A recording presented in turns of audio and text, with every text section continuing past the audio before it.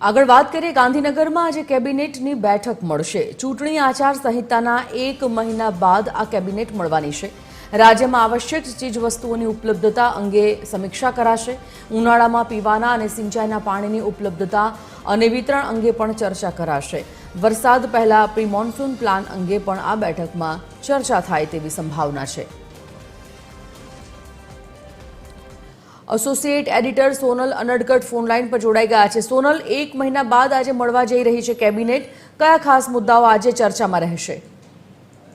જી, રાજ્યભરમાં સ્થાનિક સ્વરાજની ચૂંટણી જાહેર થતા તમામ જે નેતાઓ છે તેઓ મોટેભાગે પ્રચારમાં જ વ્યસ્ત રહેવાના કારણે છેલ્લા 1 મહિનાથી કેબિનેટની બેઠક મળી ન હતી, જે હવે આજે મળવા જઈ રહી છે 1 મહિના બાદ।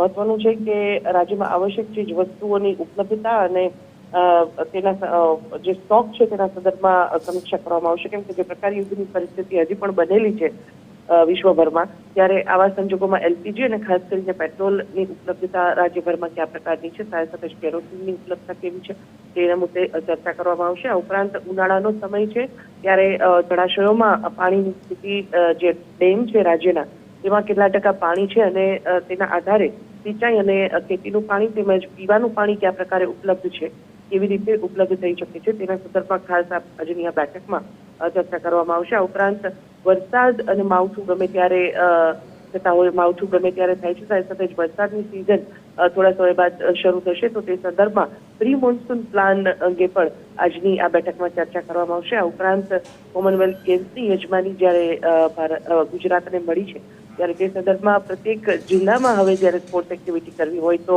કયા પ્રકારનું સ્ટ્રક્ચર અવેલેબલ છે, એટલે કે સ્પોર્ટ્સ એક્ટિવિટીને લગતા બિલ્ડિંગ અને ઇન્ફ્રાસ્ટ્રક્ચર તે જિલ્લામાં અવેલેબલ છે કે કેમ અને કયા પ્રકારની વ્યવસ્થા ઊભી કરવી, આ તમામ બાબતો પર આજની બેઠકમાં ચર્ચા કરવાની સંભાવના છે।